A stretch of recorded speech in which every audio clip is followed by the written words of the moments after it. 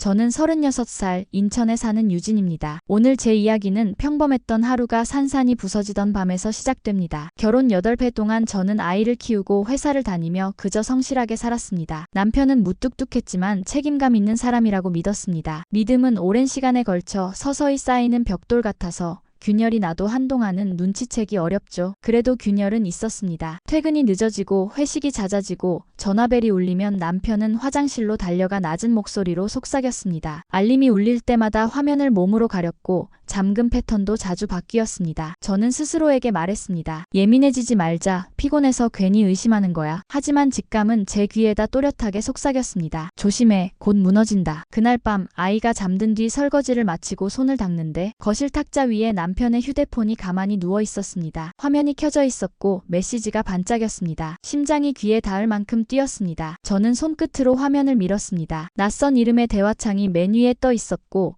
그 아래에는 제 삶을 조롱하는 문장이 빛나고 있었습니다. 오늘 너무 좋았어. 당신 없으면 못 살아. 사진 속 여자는 남편의 어깨에 턱을 걸고 웃고 있었습니다. 제 가슴은 얼음물에 담근 듯 차갑고 뺨은 불에 그을린 듯 뜨거웠습니다. 저는 욕실 문을 열었습니다. 수건을 두른 남편이 놀란 눈으로 저를 보았습니다. 이게 뭐야? 제 목소리는 낮았지만 떨림은 숨길 수 없었습니다. 남편은 잠시 눈을 깜빡이더니 담담하게 말했습니다. 그래, 맞다. 그런데 내 잘못도 있다. 너는 아이만 보고 나를 남처럼 대했다. 난 외로웠고 그 사람은 내 얘기를 들어줬다. 사과는 없었고 책임은 제게로 밀렸습니다. 사흘 뒤 시댁에서 연락이 왔습니다. 이번 주말에 내려오라. 중요한 얘기가 있다고 했습니다. 저는 혹시 남편이 솔직히 사과하고 용서를 구하려나 기대했습니다. 아이 손을 잡고 내려간 시댁 거실에는 낯선 여자가 이미 앉아 있었습니다. 시어머니는 그 여자의 손등을 다정하게 쓰다듬고 있었고 남편은 현관에서 신발을 벗으며 밝은 목소리로 말했습니다. 소개할게. 앞으로 우리 집 새 며느리다. 바닥이 기울고 천장이 내려앉는 느낌이었습니다. 아직 이혼도 하지 않았는데 제 앞에서 새 며느리를 소개하다니요. 저는 입술을 깨물고 겨우 물었습니다. 지금 무슨 말을 하는 거예요? 시아버지는 눈을 돌리며 중얼거렸습니다. 유진아, 이제 놓아라. 아들도 행복할 권리가 있다. 남편은 눈을 피하지도 않았습니다. 딸은 내가 키워. 나는 저 사람과 살 거다. 아이가 제 손을 쥐고 울먹였습니다. 엄마, 우리 집에 가자. 저는 그 말에 정신이 번쩍 들었습니다. 그날 밤 저의 울음은 결심으로 바뀌었습니다. 무너질 사람은 내가 아니라 그들이. 그 다음 날부터 저는 기록을 시작했습니다. 카드 사용 내역, 차량 이동 시간, 주차장 진입 사진, 캘린더 알림,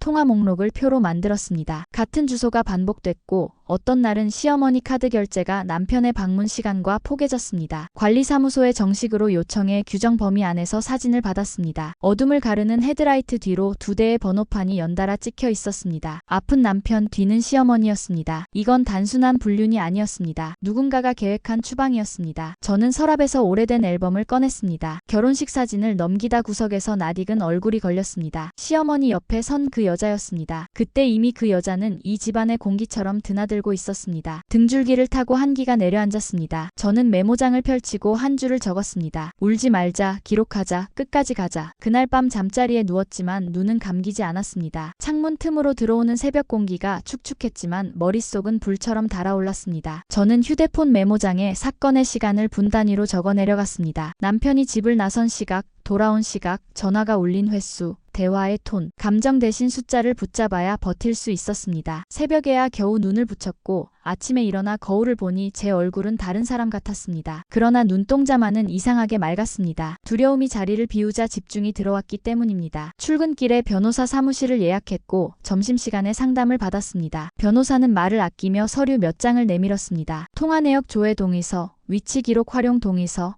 카드 자료 제출 요청서. 저는 선을 또박또박 그어가며 이름을 적었습니다. 변호사는 말했습니다. 증거는 충분하다. 다만 상대는 조용히 내보내려 할 것이다. 소리가 아니라 절차로 가자. 저는 고개를 끄덕였습니다. 돌아오는 길에 아이 간식을 샀고 아이의 작은 손을 잡으며 마음속으로 다시 다짐했습니다. 이 싸움의 끝에서 나는 아이와 나를 지켜낼 것이다. 밤이 다시 오자 저는 책상 위에 증거 봉투를 올려두고 조용히 손바닥을 얹었습니다. 손끝이 따뜻해질 때까지 기다렸다가 속으로 한 문장을 반복했습니다. 나는 울음으로 설득당하지 않는다. 나는 기록으로 증명한다. 누가 나를 밀어내려 해도 문 밖에 서서 끝까지 두드리겠다. 그리고 반드시 연회장의 조명을 내 편으로 꺾어놓겠다. 마지막으로 저는 작은 녹음기를 주머니에 넣고 침대를 정리했습니다. 내일은 준비의 날입니다. 가자. 연회장의 날이 밝았습니다. 저는 검은 원피스를 입고 낮은 굽의 구두 끈을 조심스레 조였습니다. 봉투 속에는 캡처, 영수증, 주차장 사진, 반려된 서류 사본, 그리고 녹음 파일 목록이 가지런했습니다. 아이를 어린이집에 맡기고 나오는 길, 하늘은 유난히 맑았고 바람은 얇게 차가웠습니다. 차문을 닫는 소리가 단단하게 들렸습니다. 준비는 끝났고 이제는 말할 차례였습니다. 호텔 로비에 들어서자 꽃냄새가 코끝을 스쳤습니다. 친척들의 웃음은 가벼웠고 음악은 얇게 깔려 있었습니다. 시어머니는 파스텔색 정장을 입고 하객을 맞으며 웃고 있었습니다. 남편은 신경 쓴 양복을 입고 그 여자 옆에서 의자를 빼주었습니다. 저는 자리에 앉아 물 한 모금을 천천히 삼켰습니다. 혀끝의 차가움이 마음을 선명하게 만들었습니다. 사회자가 인사말을 마치고 시어머니를 무대로 불렀습니다. 그녀의 목소리는 부드럽고 길었습니다. 오늘은 새로운 가족을 맞는 날이라고 했습니다. 박수가 퍼졌고 잔이 부딪히는 소리가 연달아 울렸습니다. 저는 손을 들었습니다. 마이크를 부탁합니다. 몇몇 친척이 놀란 눈으로 저를 보았습니다. 시어머니가 미소를 거두지 않은 채 제 팔을 가볍게 잡았습니다. 나중에 조용히 이야기하자. 저는 고개를 저었습니다. 오늘은 조용히가 없습니다. 사회자는 잠시 머뭇거리더니 마이크를 제게 건넸습니다. 조명이 제 얼굴을 비추었습니다. 저는 봉투를 열고 첫 장을 꺼냈습니다. 스크린에 주차장 진입사진이 커다랗게 떠올랐습니다. 같은 밤 같은 분, 두 대의 번호판이 연달아 들어온 장면. 앞은 남편, 뒤는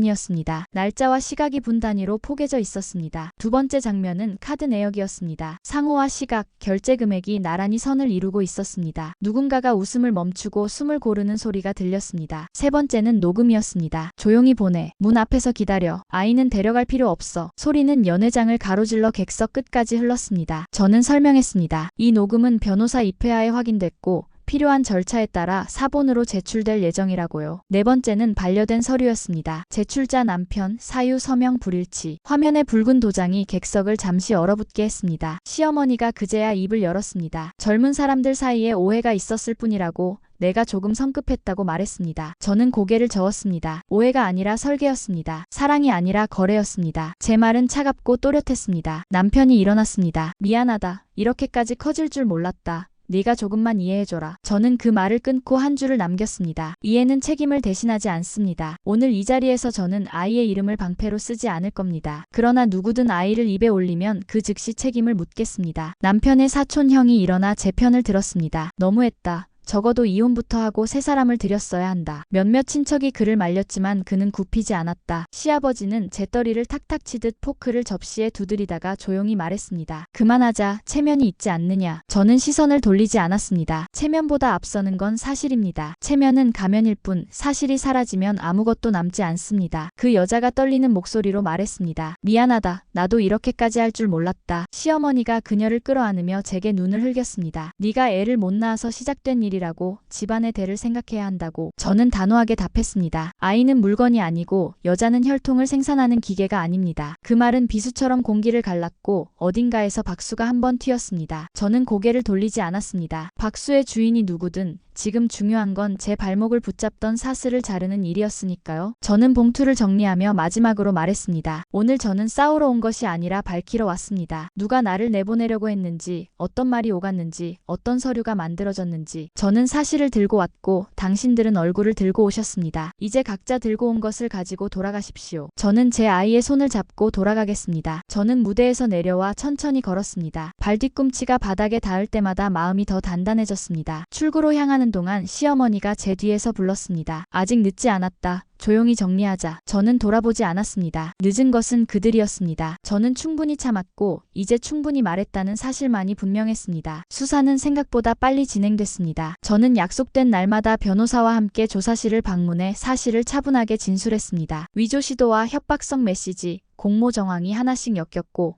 저는 서류마다 형광펜으로 날짜와 시간을 표시했습니다. 그 과정에서 저는 이상하게도 마음이 고요해지는 걸 느꼈습니다. 분노는 에너지였고 에너지는 질서로 바뀌었습니다. 몇 달 뒤 법정에서 판사는 양육 환경의 안정성과 주 보호자의 일관성을 이유로 제 손을 들어줬습니다. 남편의 면접 교섭은 제한되었고 접근 금지 범위와 연락 방식이 명확히 정리됐습니다. 시어머니와 그 여자의 법적 책임은 별도로 진행됐습니다. 판결문을 받아들던 날 제 손은 아주 조금 떨렸습니다. 그러나 그 떨림은 두려움이 아니라 안도에 가까웠습니다. 법원의 문을 나서자 겨울 끝바람이 볼을 스쳤고 저는 깊게 숨을 들이마셨습니다. 공기는 차가웠지만 투명했습니다. 집으로 돌아와 아이에게 따뜻한 국을 데워주고 식탁에 앉아 조심스럽게 말했습니다. 우리 이제 안전해. 아이는 고개를 끄덕이고 수저를 들었습니다. 그 작은 동작이 제 등을 바르게 세웠습니다. 그날 밤 저는 거실 조명을 낮추고 오래 앉아 있었습니다. 괴로움은 사라지지 않았지만 저는 괴로움을 견디는 법을 배웠습니다. 상처를 숨기지 않고 돌보는 법,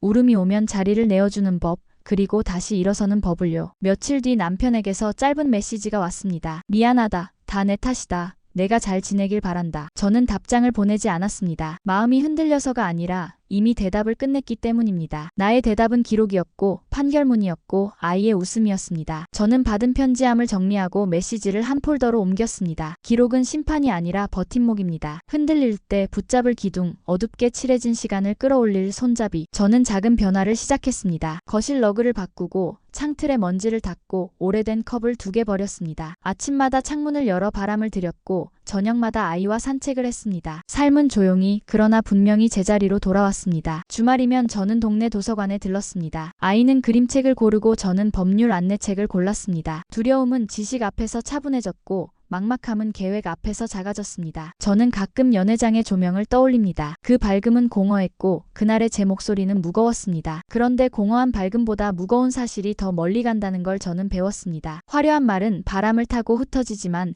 한 줄의 날짜와 한 장의 영수증은 끝내 돌아옵니다. 저는 더 이상 복수를 꿈꾸지 않습니다. 대신 경계와 선택을 배웁니다. 나를 지키는 선을 명확히 긋고 아이의 앞길에 그늘이 들이우지 않도록 스스로 서 있습니다. 이제 저는 저와 같은 사람들에게 말합니다. 침묵은 보호가 아닙니다. 당신의 시간을 지키고 싶다면 기록하세요. 당신의 존엄을 지키고 싶다면 말하세요. 울어도 됩니다. 그러나 울음으로 설득당하지는 마세요. 숫자로 붙잡고 절차로 나아가고 마음으로 버티세요. 저는 다시 태어났습니다. 지금의 저는 어제의 제가 아닙니다. 아이와 저는 오늘의 평범함을 사랑합니다. 평범함은 누군가에겐 지루함일지 몰라도 제겐 기적입니다. 여러분이라면 이런 일을 겪었을 때 어떤 선택을 하시겠습니까? 끝까지 싸울 건지, 조용히 떠날 건지, 혹은 전혀 다른 길을 만들 건지 당신의 생각을 듣고 싶습니다. 댓글로 솔직한 의견을 남겨주세요. 같은 상처를 겪는 누군가에게 이 이야기가 작은 손전등이 되길 바랍니다. 그리고 저는 내일도 기록하고 일하고 아이와 걷겠습니다. 흔들리면 쉬었다가 다시 갑니다. 우리는 충분히 강합니다. 오늘도 기록하고 숨쉬고 걷겠습니다. 흔들리면 쉬었다 다시 시작하겠습니다.